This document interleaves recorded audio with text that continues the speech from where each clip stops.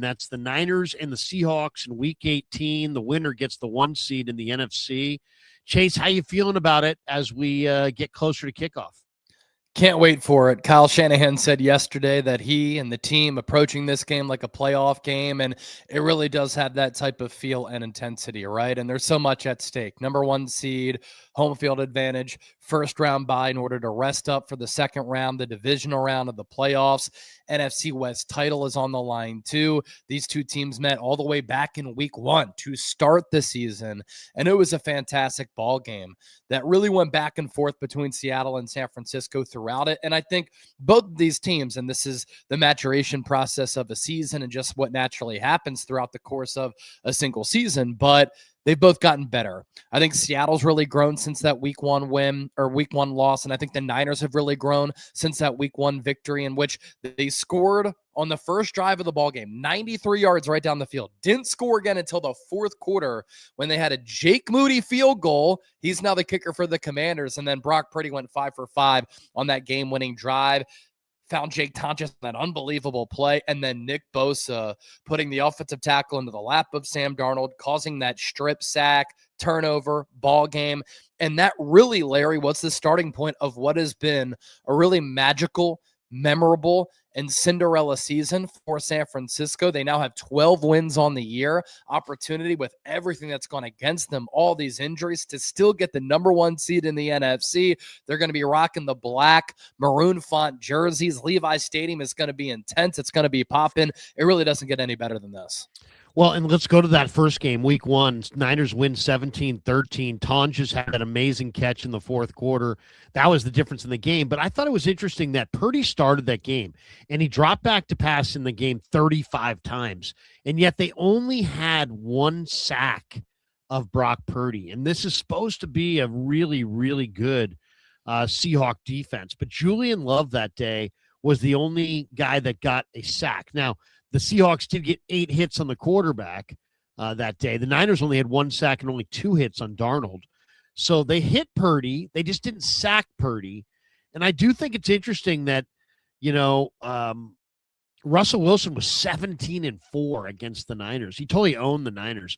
But Purdy owns the Seahawks. He's 6-1 against the Seahawks, with the only loss coming last year when the Niners were really fatigued and lost at the end to Seattle and Geno. When they just couldn't do anything in the fourth quarter and just kind of fell apart. But Nick Bosa got hurt in that game, and the defense was awful after that.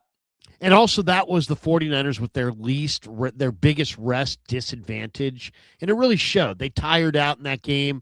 They couldn't rush the passer at all. That was the game where Geno took off running, and Devondre Campbell was 10 yards down the field, and Geno still got by him. And Devondre didn't get a finger on him, and Geno ran for a touchdown there at the end. I mean, the Niners had nothing defensively. A Nick Sorensen coordinated defense compared to Robert Saleh now. A lot of growth on that side of the ball. No question. But, I mean, when you go back to this year, week 1 from this year, and that's not Sorensen, that's Robert Saleh, the 49ers held Seattle to 13 points offensively. JSN, had his way in the game. He caught 9 balls for 124 yards. What do you think? I mean, how should the 49ers go about stopping JSN? The only team that had success stopping JSN was Minnesota, and that was a day where Max Brosmer threw 4 picks, and the game was never really in question. And I almost got a feeling that Seattle just went away from JSN more than anything because they didn't need him, and they knew they were going to use him so much throughout the year. But I don't really know that anybody has stopped JSN. How should the Niners try to go about doing it? It's going to be really hard, and I know that Deommodore Lenoir is up for the assignment. He said this week, and he said it very confidently, I want JSN, I want to cover him man to man, and I want to trail him throughout the game.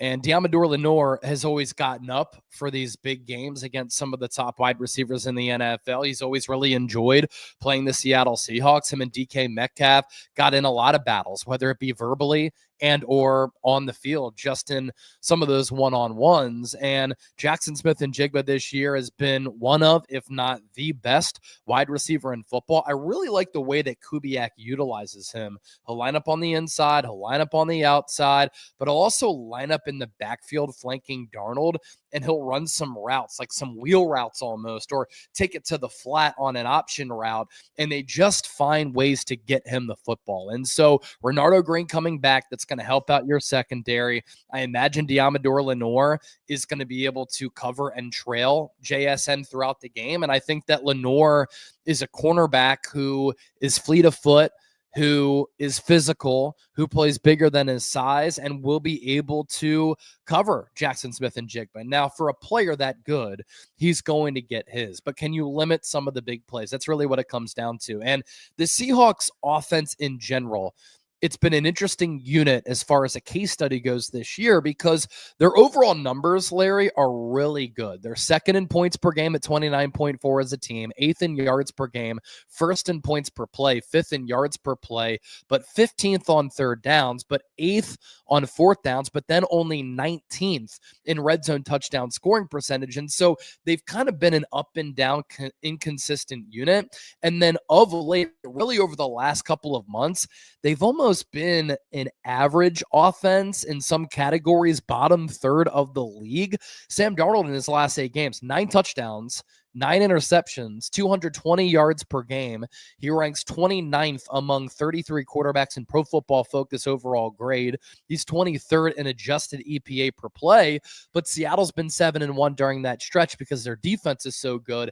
And then since week 10, more analytical numbers, the Seahawks offense, total EPA per play, 21st, passing EPA per play, 23rd, rushing EPA per play, 10th. So this is going to be a really good matchup, because I love the coaches on both sides of the ball for both teams. And I want to see what Seahawks offense comes to play, but also what Niners defense comes to play, because it's going to be really hard for this Niners offense to sustain what they've done over the last month, which is scoring 30, 40 plus points every single game. The defense has to give them some help. They might be able to do that against a Seahawks offense that has been kind of mediocre over the last couple of months. You know, Grant asked the question to Robert Saleh yesterday about possibility of Demo kind of following JSN all over the field, and I thought Saleh gave a really good long answer here. Here is Saleh talking about kind of the pros and the cons of moving Demo Lenore to basically just follow. If JSN's in the slot, he's in the slot. If he's on the right side, Demo's on the right side. If he's on the left side, Demo's on the left side. It's called traveling your corner. It's easier to do when you play man. The Niners play a lot of zone. Here's Saleh on the concept. On Sunday, Diamador Lenore said he wanted to shadow Jackson Smith and Jigba. A couple of years ago, Javarius Ward did that here. What are like the strengths and weaknesses, the positives and negatives of doing something like that from a schematic standpoint? That's a good question. All right. We can go long on this one, but the reality is, like, it's easy for the guy who travels, right? I got that guy. I'm going to travel wherever I want, especially since we're a zone-based defense, right? So if it was man coverage, easy for him. But then it is a little bit more difficult for the other guys. Like, how does everybody else align? Because we're not. Do you go match where everyone just picks a number? What if that number's not on the field? Do you pick a different number? Do you, or is it all right? We're all going to align off of Demo, and what if Demo's in the slot? Does that put the nickel out on number one where he's not used to being? So techniques change within your man principles because now you're in different locations. All right, now put yourself in zone. You're trying to match up where he is, and you're matching up. Now Demo's in the slot. Does that mean Upton's now playing corner third, which he hasn't done all year? And so there's a lot of new techniques that you're going to ask a guy to do. So it's very expensive, not for the guy traveling, but for the guys not traveling, if that makes sense. Now, can it be done? Of course it can be done. Do we have it in our inventory? Absolutely. Can we? Maybe. So we'll see. So, it was an interesting answer. It was a complete answer that he gave there. I understand. Nick Sorensen would have never answered that question that way, Larry. Yeah. What did you ask him last year? Why'd you get the job? He's like, I don't know. Ask Kyle. Yeah, ask Kyle. Ask Kyle. I'm asking you. Yeah. Why did you get the job to be the defensive coordinator for a team that just made it to the Super Bowl? I have no idea. What a circus Sorensen was last year. I literally asked him 2 weeks before Devondre Campbell went completely AWOL because he was yelling and screaming at his locker and just just stuck out like a sore thumb as a non-fit in their locker room. And I'm like, what do you like about Devondre Campbell? He's like, he's got that veteran leadership, strong veteran leader.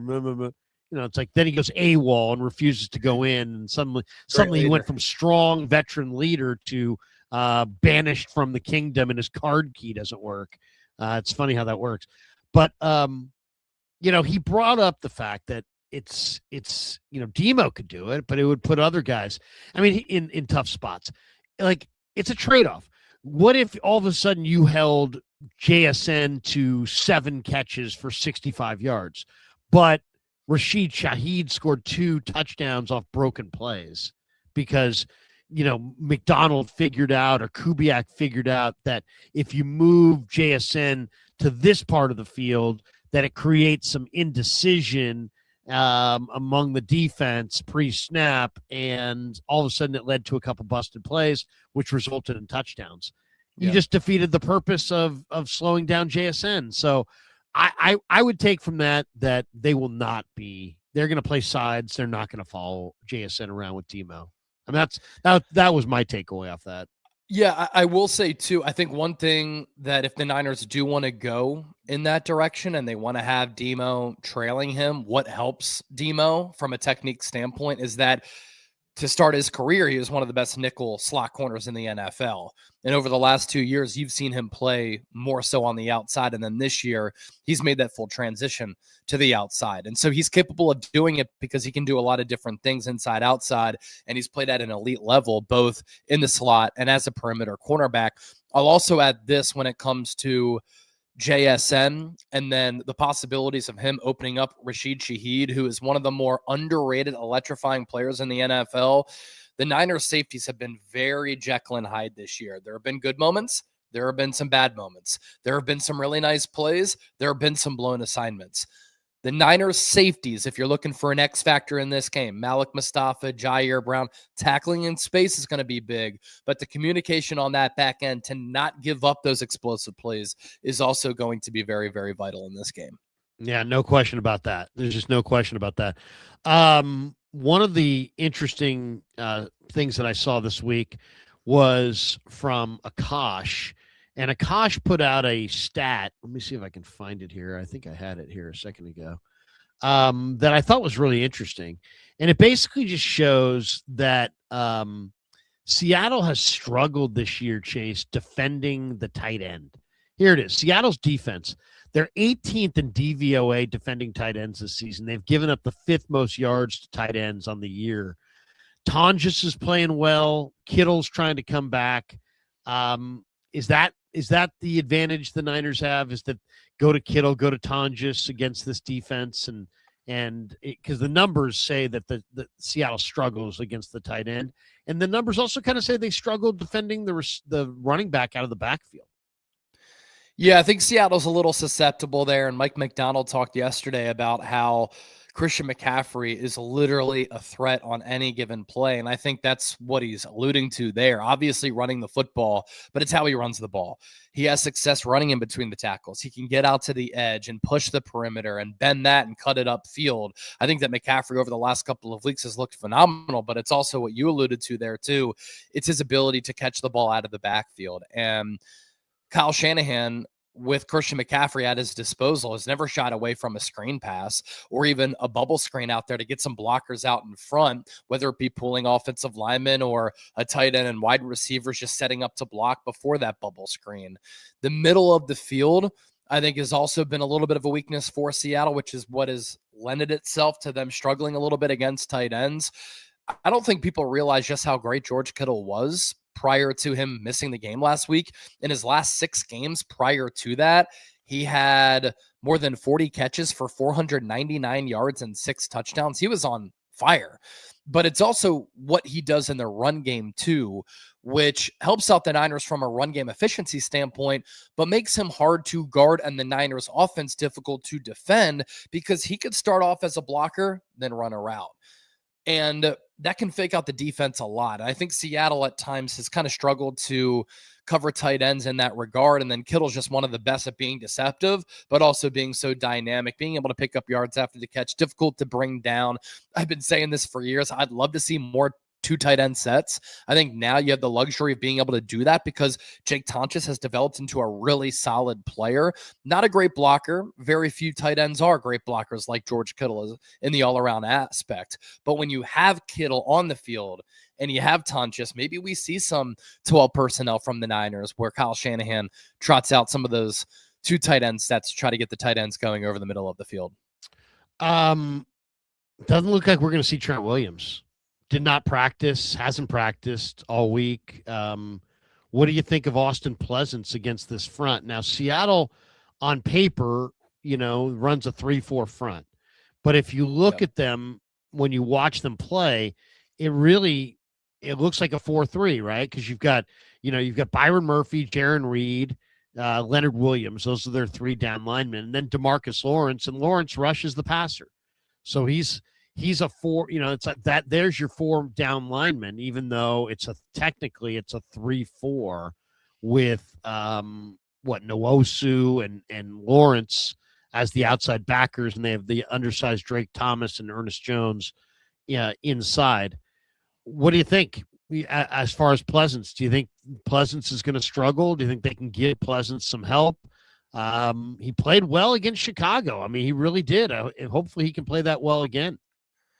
Yeah, I was blown away by how he played against the Bears, and he played pretty much that entire game. I mean, Trent Williams got hurt on the first play from scrimmage on that Brock Purdy pick six to TJ Edwards, where Jalen Johnson made a really nice play on the ball when it was intended for Jawan Jennings. And I thought Pleasance came in and he looked prepared, and he was more than serviceable. I mean, Brock Purdy threw for more than 300 yards and combined for 5 touchdowns. The Niners on the ground were opening up some gaping holes for Christian McCaffrey. Sometimes the best thing for an offensive lineman is when his name is not mentioned throughout the broadcast, right? Because if he is being mentioned, sometimes that means that he's a revolving door and he's getting spun around and he's giving up a lot of sacks and pressures. But for Austin Pleasance, he played really well.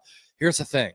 The Chicago defense, they're very opportunistic. They forced the most turnovers in the NFL this year, but they're also one of the worst teams in the league at generating sacks. They don't have much of a pass rush. Montez Sweat did nothing in that game, even when he was matched up against Austin Pleasance. I thought Pleasance was able to hold it down. And you alluded earlier to how in week 1, the Seahawks were able to generate pressure, but they very rarely got to Purdy as far as sacks. A big reason for that, Purdy's mobility. And Purdy's mobility has been such a great weapon for this Niners offense over the last few weeks. That's coincided with him playing the best football of his career. I think he's playing better right now than any quarterback in the NFL.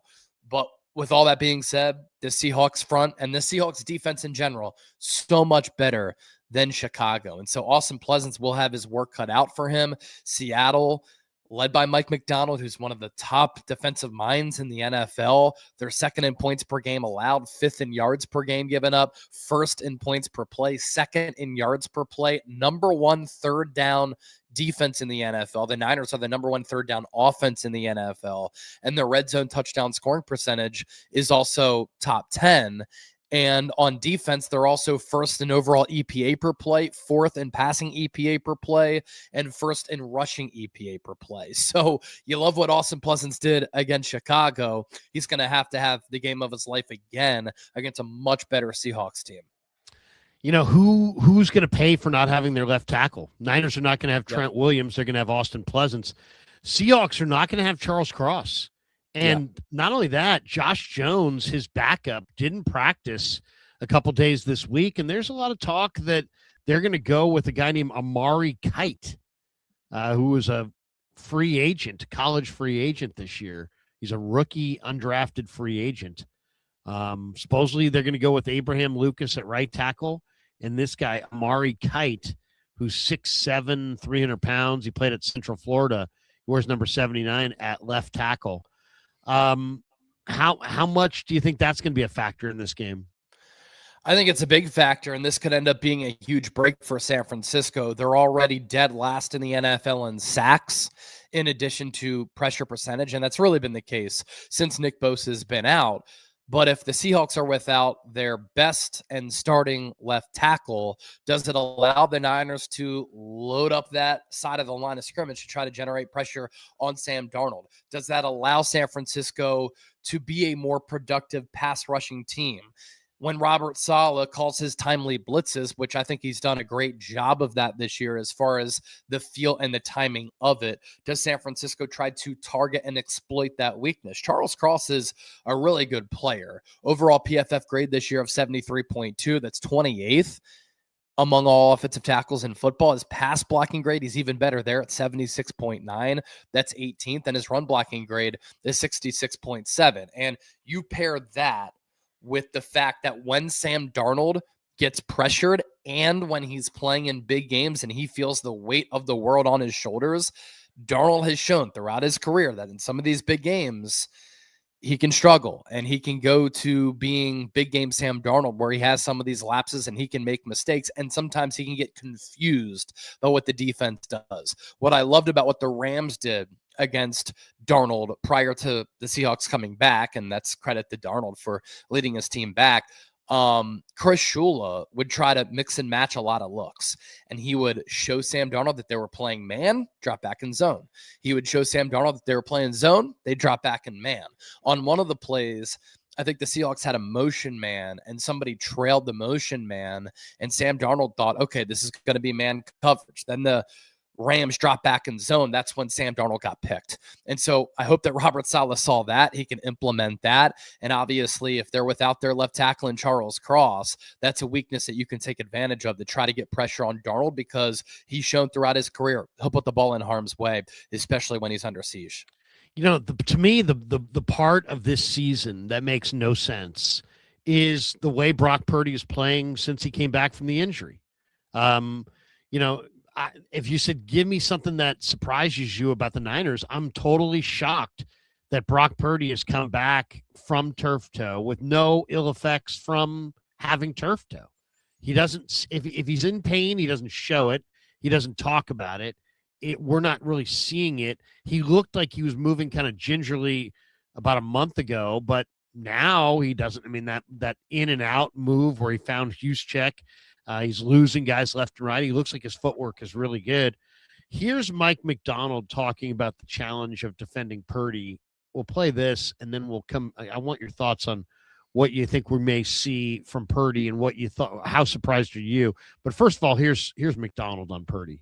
You've got a player like Brock Purdy who's not a typical runner, but is really elusive.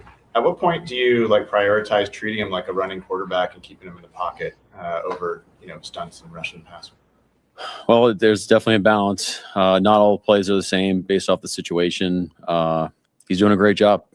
He really is. I mean, there's a lot of plays where he's throwing on time and layering throws over hook players and seeing defenses kind of before it happens and making you pay that way. And then he's doing obviously, it's obviously making a lot of plays, extended plays, and being creative and using his playmaking ability as well. So I think it depends on the situation, what you have called, how you're trying to attack him.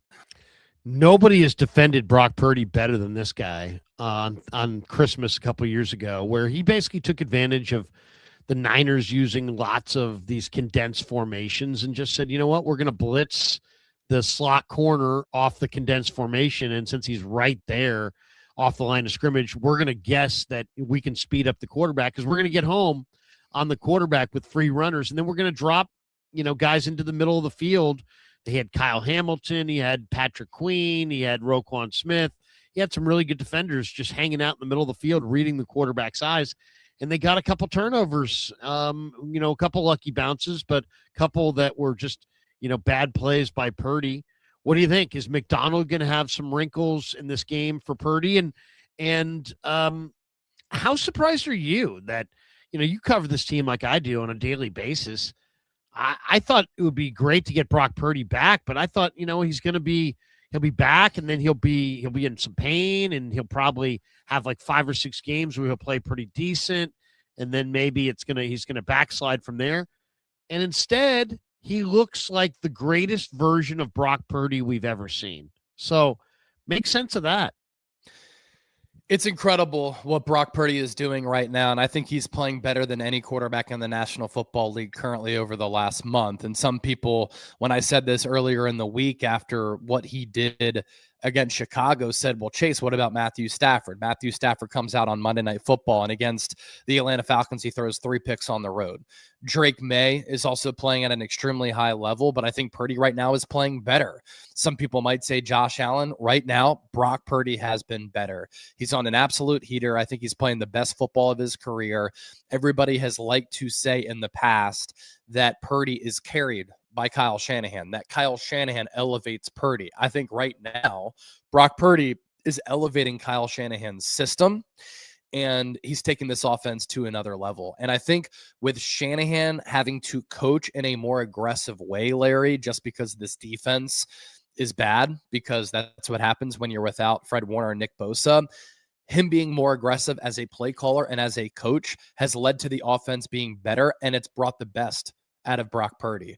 I'm just amazed at what Purdy's doing right now. And everybody back in 2023 also like to say, well, Purdy is being carried because Deebo Samuel, Christian McCaffrey, George Kittle, and Brandon Ayuk all went over 1,000 all-purpose yards. Well, now it's Brock Purdy putting the team on his back, playing MVP-level football, and he's the one that's carrying and elevating everybody else. He's the one who's making everybody better, and he's doing it with George Kittle in and out of the lineup, Ricky Pearsall in and out of the lineup, Kendrick Bourne being a focal point in the passing game, Jake Tunchess having a breakout performance against Chicago. What a player he's developed into. It's not like Purdy is surrounded by this loaded supporting cast. He doesn't have Trent Williams on Sunday Night Football. That didn't bother him. It's the plays that he's making in structure, timing, accuracy, anticipation, processing, being a field general, a point guard, and a surgeon. But it's also the plays that he's making in an improvisational nature and out of structure as well. And this is why the Niners paid him $55 million per year, because this is what a franchise quarterback looks like. And when you make an investment like that in a player, you want that quarterback who's touching the ball on every single play to make it a direct impact on wins and losses. That's what Purdy's been able to do. And over his last 3 games, his numbers are stupid. I mean, 23 of 30 for 295 yards and 3 touchdowns against Tennessee, 25 of 34 for 295 yards and 5 touchdowns 2 weeks ago against Indy. And then he follows that up by going 24 of 33, 303 yards and 5 total touchdowns against Chicago. The Niners in those games have scored 37, 48, and 42 points. It's silly what he's doing right now, and it's a pleasure to watch. You mentioned his injury. I just want to touch on that real quick before I get to Mike McDonald as well. I thought when he came back against Arizona, I thought he looked really good, but he wasn't tested as far as having to move around all that much, but he was efficient and threw some really nice passes, 3 touchdowns, no picks. Then the following week, they played Carolina, and that's when Purdy threw those 3 interceptions in the first half. I thought in that game, he kind of struggled to put velocity behind the ball, and he airmailed passes kind of like he did against Jacksonville when the toe was clearly bothering him. But then something... And there was a bye week after that, right? Yes, something started... Well, it was the Browns game, then the bye week. And I thought in that Browns game, that's when we started to see Brock Purdy look like Brock Purdy. He had the running touchdown on the RPO. He was making some plays out of structure, being able to extend. And I thought in bad weather, windy, rainy, against a really good defense, that's when he started to push the ball downfield and the velocity returned. And then the 3 games in a row that I just mentioned, Tennessee, Indy, Chicago, that's when he's taken his game to the next level, because I think that's when he's been his healthiest, but also confidence goes a long ways, and he's been extremely confident. As far as what Mike McDonald's going to do, back in 2023 on Christmas, when he was the DC of the Ravens, that's one of Purdy's worst games of his career. I do think he's matured and he's gotten smarter since then, but McDonald did a lot of exotic things. The corner blitzes that you mentioned, loading the box, disguising coverages, showing blitz, backing off, faking man, playing zone, vice versa. But I think Purdy is more prepared for it now because he's seen this defense a few times. And you think back to week 1, 95-yard drive to start off the game in like 14 plays. He found Kittle on the out route, right? Then Kittle was lost for the rest of the game. Jawan Jennings was banged up. The run game wasn't working. Niners went on a little bit of a lull. But then when the pressure was on and the Niners were down, that's when Purdy goes 5 for 5, really good timing throws, really good clutch plays to win the game for San Francisco. And so I think if Brock Purdy obviously continues to play like he's played over the last month, Niners win this game. Might be inclement weather in this game with some rain potentially in the forecast, so that could play a huge role. But if Purdy continues to play in this game like he's played in the past, I think San Francisco can win the NFC West and get that 1 seed because he's been unreal. He's playing incredibly well right now. We should tell people Fortnite football season is presented by Sleeper, the fastest growing fantasy platform in the world. It's a one-stop shop. You get blazing fast news, real-time stats, group chats, season-long leagues, and of course, Sleeper picks for daily fantasy. Use promo code Larry. Sleeper will match your first deposit up to $100. Links in the description. Terms and conditions do apply. And thanks to Sleeper for being a proud sponsor of the Krug Show. And here is the little screenshot there. Get a $100 deposit match up to $100. Use code Larry. Thanks to Pig and a Pickle for being the title sponsor of the Krug Show. Check them out. They're in Emeryville. They're in Corte Madera. They're open 7 days a week from 11 a.m. till 8 p.m. or until they run out. And let's not forget Habas Law. 1-800-INJURED. They will fight to make it right. HabasLaw.com on the web. If you've been injured and you want to win, there's only really one call to make, and that's Habas Law. HabasLaw.com. Once again, Habas Law, they will fight to make it right. 1-800-INJURED. Interestingly enough, Seattle has not allowed a 100-yard rusher in 25 straight games. It's the longest streak in the NFL. When the Niners and the Hawks got together in week 1, McCaffrey only ran for a 3-1 a carry. Yeah. But the Niners have used McCaffrey, kind of bringing him through the line of scrimmage and having him do that option route. And it's taken a lot of abuse off of him, and it's kind of made defenses defend the pass a little bit more. I like the Niners to win this game because I think they're going to have more success. They just ran it really well the last 2 weeks. I think they're going to have more success running it than they did in the first matchup. And also, I think Purdy's just going to play cleaner football. I mean, he's only taken 8 sacks all year. He's got 9 interceptions and 1 lost fumble. Look at Darnold. He's got 20 giveaways this year in 16 games, 14 interceptions, 6 lost fumbles. He's been sacked 25 times. I'm going to say that Brock Purdy avoids negative plays more than Darnold, and that's the difference in this game. Yeah, this game I think is going to be so closely contested that it could come down to a turnover. And when you win the turnover battle at the NFL level, you win about 80% of the time. The Niners did win in week 1 despite Brock Purdy throwing 2 interceptions. I don't think that can happen in this game. I think momentum can be big in it. And if he can play clean, I mean, you just got to love the Niners' chances. And it's not going to be easy. I mean, the complex looks that Mike McDonald throws out there to try to confuse quarterbacks, it's a really difficult defense to go up against. And then with that too high shell, they limit a lot of explosive plays. Purdy, known to be aggressive and a gunslinger, he's going to have to take what the defense is giving him, knowing that. It might be hard to generate explosive plays, but don't force it. Leave the turnovers to Sam Darnold, because if this Niners defense can force a couple of giveaways and then the Niners can play clean, they can run it a little bit better, and they can control the clock, I think that's a great formula for San Francisco to win this game. I do like what the Niners have done as far as running the football of late. They've just been a more efficient running team. And I think in back-to-back games against Indy and against the Bears, just from an overall running lanes opening standpoint, where McCaffrey has had some real estate to work with, not getting contacted behind the line of scrimmage, it's the most efficient and the best and most explosive, frankly, that the running game has been, and in the last 2 games. So hopefully that continues for San Francisco in this one.